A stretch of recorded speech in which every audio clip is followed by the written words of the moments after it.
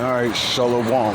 First and foremost, giving all praises, honor, glory, respect, and blessings to Yahweh, Bashem, Yahweh Shai, Bashem Rachakadash.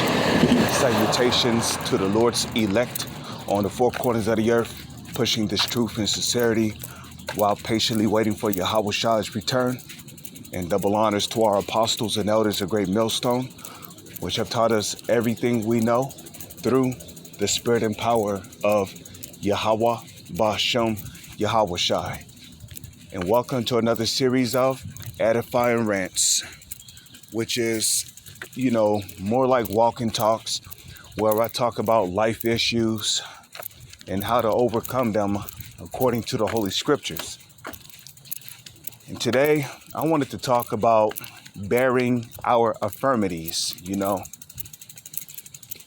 because we are living in sinful flesh, our bodies are susceptible to catching illnesses, sicknesses, or whatnot,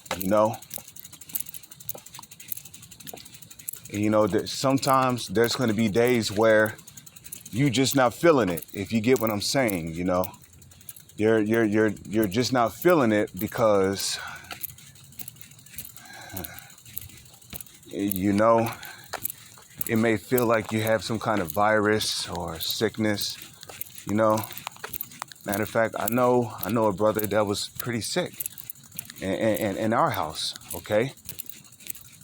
But what did Paul say? He said that he gloried in his infirmities, being sick, So really, when we're not feeling too well, we should really praise the Lord.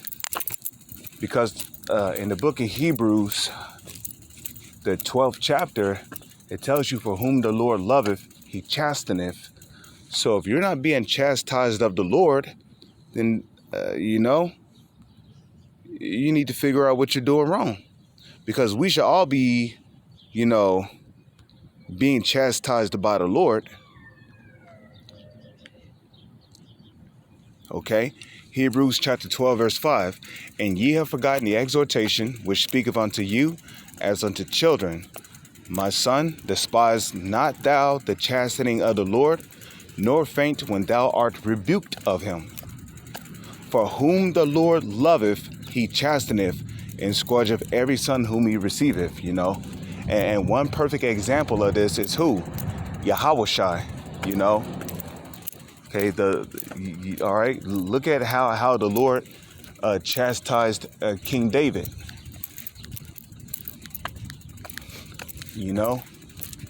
King David was greatly chastised of the Lord. Okay?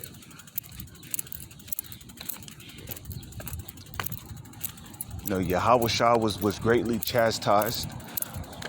Jonah, when Jonah tried to escape his destiny of prophesying against Nineveh, what happened? The Lord set it up to where he got swallowed up by a giant fish. And he was basically in the belly of a giant fish. Okay? And you must think about, what kind of mental suffering he was going through, think about it. If you're sitting inside the belly of a fish, that's not a comfortable situation, He probably had to deal with the stomach acid. It probably stank in there. It was dark. He couldn't see nothing, And he was in there. He was in there for what? I believe 4 days. Okay.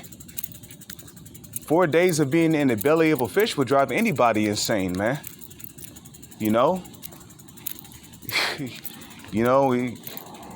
Okay, I can only imagine he was sending up prayers every day.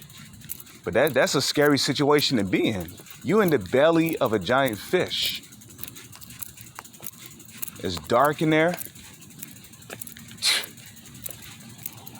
You probably had to deal with some water.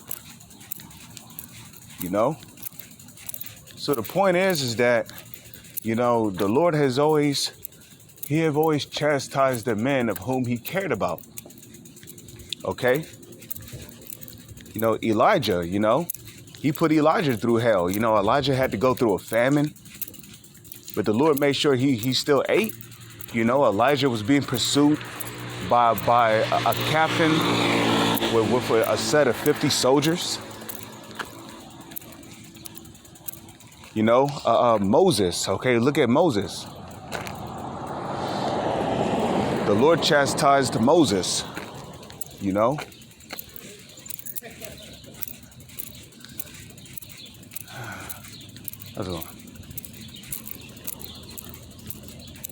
You know, the Lord chastised Moses. So I'm going to read verse 7 here. It says, if ye endure chastening, Yahweh Bashem, Yahweh Shai dealeth with you as with sons. For what son is he whom the Father chasteneth not? But if ye be without chastisement, whereof all are partakers, then ye are bastards and not sons. And an example of that is these different, these false Israelite groups, you know. Look at these different false Israelite groups like ISUPK, IUIC,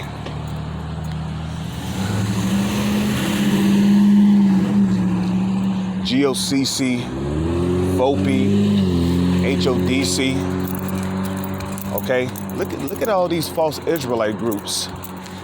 Okay, do it look like the Lord is chastising them? No. Okay, they're not going through any kind of trouble. Okay. Now, while the scriptures say that they're not in trouble as other men, you know, first and foremost, that's talking about the super rich and the so-called elites of this society.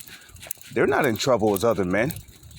You don't hear about them, you know, worrying about money issues or just not having enough money in their account to spend, or, you know, having to wait week by week just to get a check so they could buy whatever they want. You don't hear about them going through that.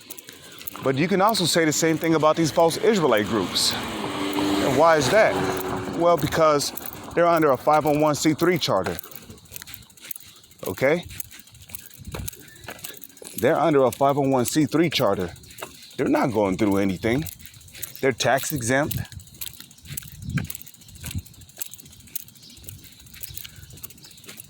Okay? They're tax exempt. And then on top of that, they receive lots and lots of money from their congregation. So you think these false Israelite groups are really going through any kind of trouble? No. So what would that make them according to the Holy Scriptures? That would make them mamzers, which the Hebrew word for mamzer is bastard. Well, I mean, the Hebrew word for bastard in the Hebrew is mamzer.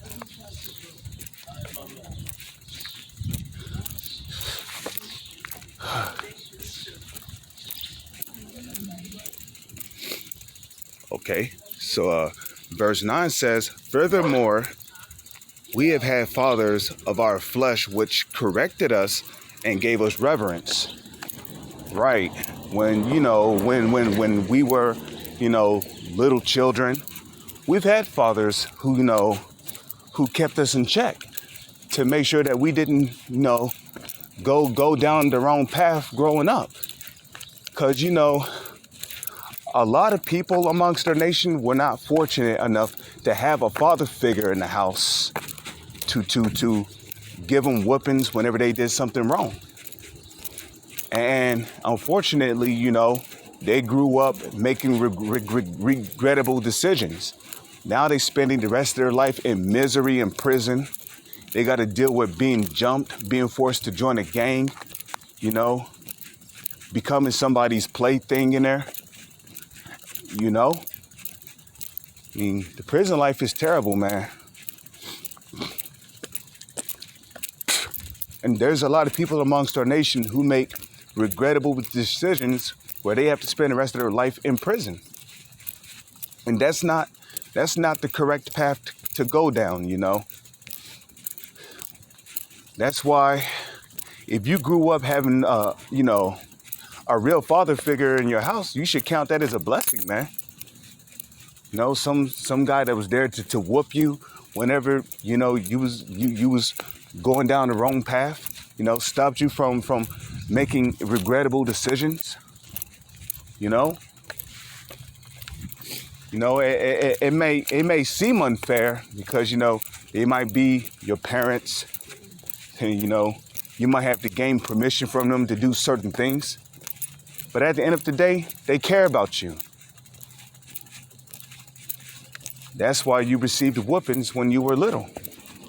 Now, unfortunately, if you have children, you can't even whoop them because then he'll come in there with CPS, Child Protective Services, and take your own child away from you. And all you're doing is chastising your own child. So he don't end up making regrettable decisions. So he don't grow up to be a bad person. You can't even whoop your child in this society no more, which is BS. So, we live in an unjust society, man.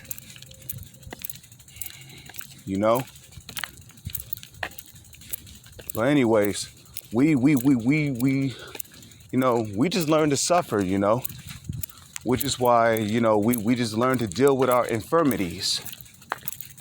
We learn to deal with our infirmities because it's chastisement of the Lord. If we endure chastisement of the Lord, then the Lord dealeth with us as with sons. Okay? Verse 10, it says, "For they verily for a few days chastened us after their own pleasure, but he for our profit, that we might be partakers of his holiness.